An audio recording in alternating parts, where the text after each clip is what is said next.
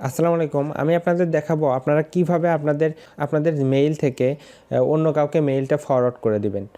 এটা কিভাবে করবেন এটাই আমি দেখাবো। তো এত কথা না বলে ভিডিওটা শুরু করা যাক।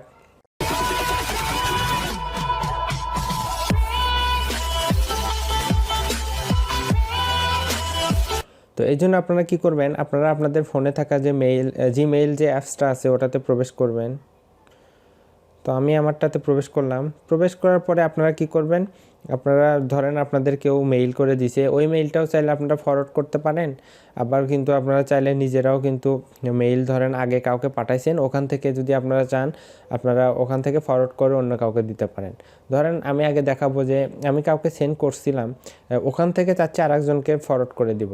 তো এর জন্য কি করবো, এই যে উপরে 3 ডট দেখতেছেন এখানে ক্লিক করে দিব।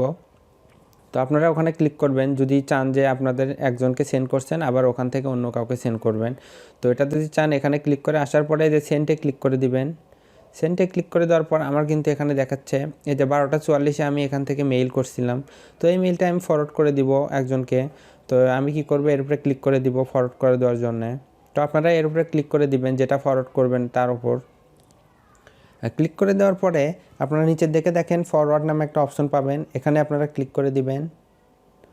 এখানে ক্লিক করে দেওয়ার পরে যে টুর জায়গায় আপনি কি করবেন, যে জিমেইল অ্যাকাউন্টে আপনারা মেইলটা ফরওয়ার্ড করতে চাচ্ছেন ওই জিমেইল অ্যাকাউন্টে এখানে দিয়ে দিবেন। তো আমি দিলাম এটা। তো আমি এটা দিলাম। এটা দেওয়ার পরে আমি যে এখানে ক্লিক করে দিব। তো আপনারা আপনাদের মেইলটা দেওয়ার পরে যে সেন্টের মতো একটা আইকন দেখতেছেন এর উপরে ক্লিক করে দিবেন।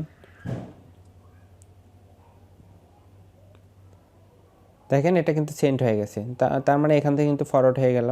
এখন যদি আপনারা চান, ধরেন আপনাকে কেউ মেইল করে দিছে, ওই মেইলটা যদি আপনারা ফরওয়ার্ড করতে চান তাহলে কিভাবে করবেন, ওই সেম প্রসেসে ধরেন আমাকে এখানে মেইল করে দিছিল, তো আমি এটাই চাচ্ছি যে ফরওয়ার্ড করে দিব। তো এই জন্য আমি এর উপরে ক্লিক করে দিলাম। এর উপরে ক্লিক করে দেওয়ার পরে যে নিচে দেখেন ফরওয়ার্ড নামে একটা অপশন পাবেন, এর উপরে আবার ক্লিক করে দিব। এরপর ক্লিক করে দেওয়ার পরে ওই যে সেম প্রসেসে আপনারা কি করবেন, এখানে যাকে পাঠাতে চাচ্ছেন তার মেইলটা এখানে দিয়ে উপরে যে এখানে সেন্ডে ক্লিক করে দিবেন। তাহলে কিন্তু এখান থেকে আপনারা মেইলটা কিন্তু ফরওয়ার্ড করতে পারবেন। তো আপনারা চাইলে কিন্তু এভাবে আপনাদের মেইল থেকে যে কাউকে ফরওয়ার্ড করতে পারেন যে কোনো মেইল। তো ধন্যবাদ, আজকে ভিডিওটা এ পর্যন্তই।